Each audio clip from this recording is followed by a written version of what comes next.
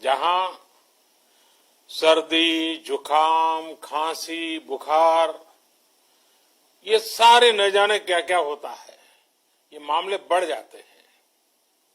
ऐसे में मेरी आप सभी देशवासियों से प्रार्थना है कि ऐसे समय अपना ध्यान रखिए।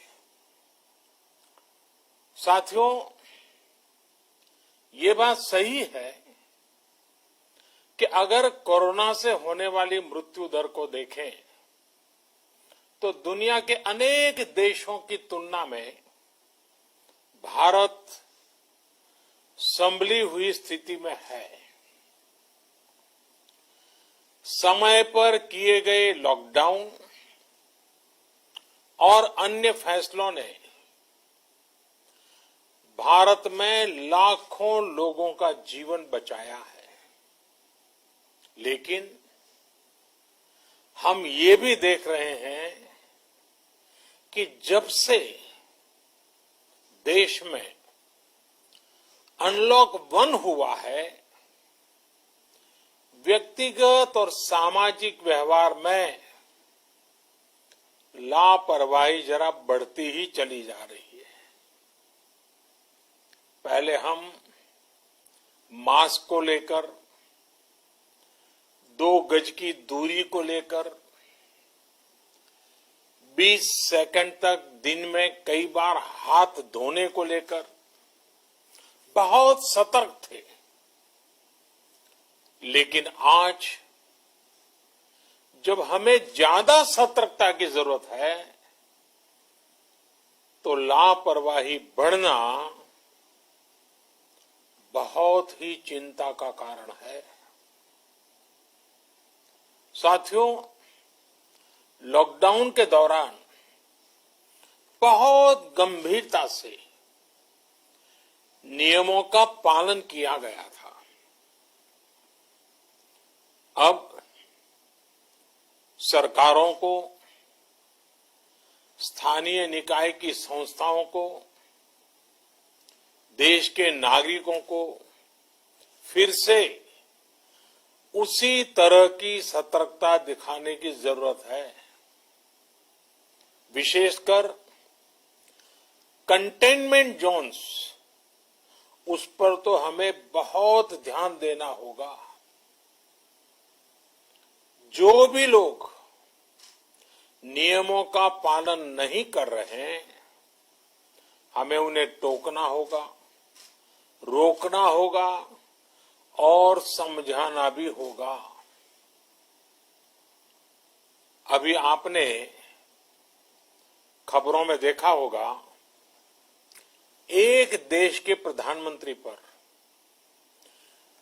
13,000 रुपये का जुर्माना इसलिए लग गया क्योंकि वो सार्वजनिक स्थल पर मास्क पहने बिना गए थे। भारत में भी स्थानीय प्रशासन को इसी चुस्ती से काम करना चाहिए।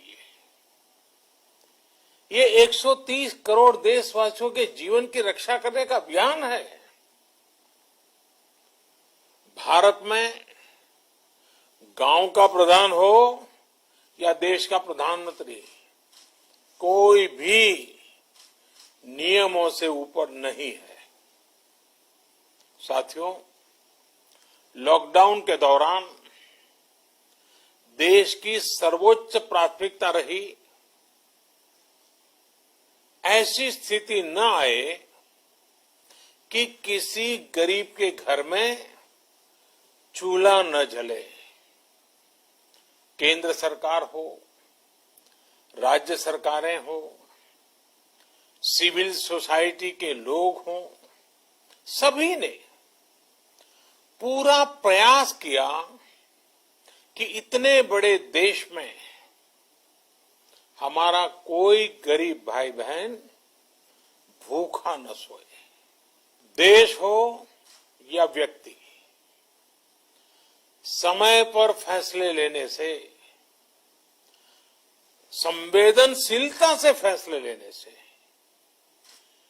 किसी भी संकट का मुकाबला करने की शक्ति अनेक गुना बढ़ जाती है। इसलिए लॉकडाउन होते ही सरकार प्रधानमंत्री गरीब कल्याण योजना लेकर आई। इस योजना के तहत गरीबों के लिए 2.25 लाख करोड़ रुपए का पैकेज दिया गया। साथियों, बीते 3 महीनों में 20 करोड़ गरीब परिवारों के जनधन खातों में सीधे 31,000 करोड़ रुपया जमा करवाए गए हैं। इस दौरान 9 करोड़ से अधिक किसानों के बैंक खातों में 18,000 करोड़ रुपए जमा हुए हैं। इसके साथ ही गांवों में श्रमिकों को रोजगार देने के लिए प्रधानमंत्री गरीब कल्याण रोजगार अभियान तेज गति से आरंभ कर दिया गया है। इस पर सरकार 50,000 करोड़ रुपए खर्च कर रही है। लेकिन साथियों, एक और बड़ी बात है जिसने दुनिया को भी हैरान किया है, आश्चर्य में डुबो दिया है। वो ये कि कोरोना से लड़ते हुए भारत में 80 करोड़ से ज्यादा लोगों को 3 महीने का राशन, यानी परिवार के हर सदस्य को 5 किलो गेहूं या चावल मुफ्त दिया गया। इसके अतिरिक्त प्रति परिवार हर महीने 1 किलो दाल भी मुफ्त दी गई। यानी एक तरह से देखें तो अमेरिका की कुल जनसंख्या से 2.5 गुना अधिक लोगों को, ब्रिटेन की जनसंख्या से 12 गुना अधिक लोगों को और यूरोपियन यूनियन की आबादी से लगभग 2 गुने से ज्यादा लोगों को हमारी सरकार ने मुफ्त अनाज दिया है।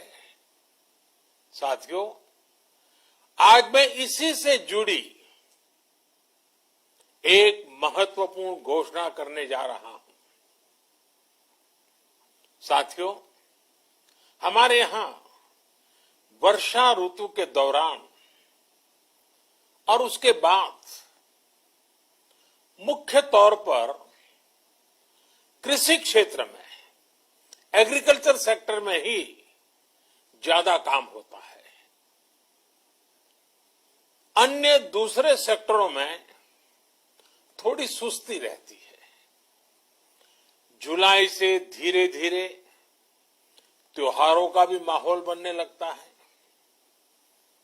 अब आप देखिए, अभी 5 जुलाई को गुरु पूर्णिमा है, फिर सावन शुरू हो रहा है, फिर 15 अगस्त आएगी, रक्षाबंधन आएगा, कृष्ण जन्माष्टमी आएगी, गणेश चतुर्थी आएगी, ओणम होगा और आगे जाएं तो काटी बिहू है, नवरात्रि है, दुर्गा पूजा है, दशहरा है, दीपावली है, छठी मैया की पूजा है।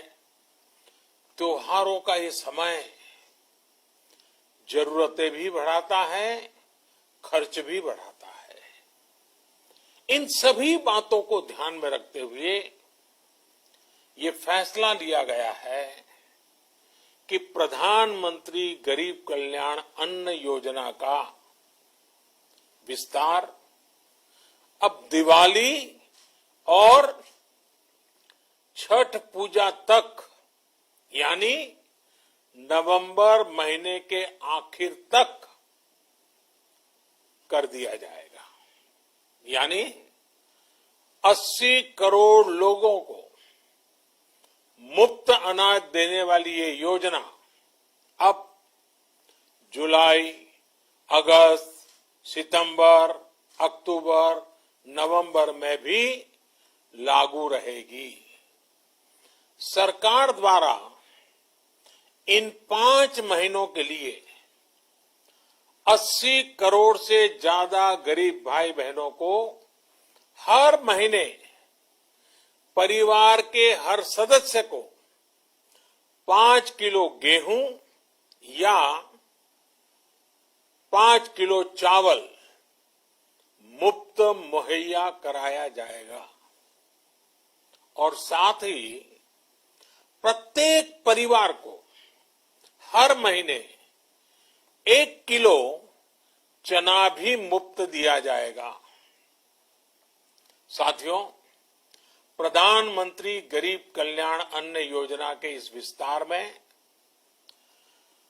90,000 करोड़ रुपए से ज्यादा खर्च होंगे और अगर इसमें पिछले 3 महीने का खर्च भी जोड़ दें तो ये करीब करीब 1.5 लाख करोड़ रुपया हो जाता है। अब पूरे भारत के लिए हमने एक सपना देखा है। कई राज्यों ने तो बहुत अच्छा काम भी किया है। बाकी राज्यों पर भी हम आग्रह कर रहे हैं कि इसको काम को आगे बढ़ाएं। और काम क्या है? अब पूरे भारत के लिए एक राशन कार्ड की व्यवस्था भी हो रही है, यानी एक राष्ट्र एक ration card, one nation one ration card. इसका सबसे बड़ा लाभ उन गरीब साथियों को मिलेगा जो रोजगार या दूसरी आवश्यकताओं के लिए अपना गांव छोड़ करके कहीं और जाते हैं, किसी और राज्य में जाते हैं। साथियों, आज गरीब को, जरूरतमंद को सरकार अगर मुफ्त अनाज दे पा रही है तो इसका श्रेय प्रमुख रूप से 2 वर्गों को जाता है।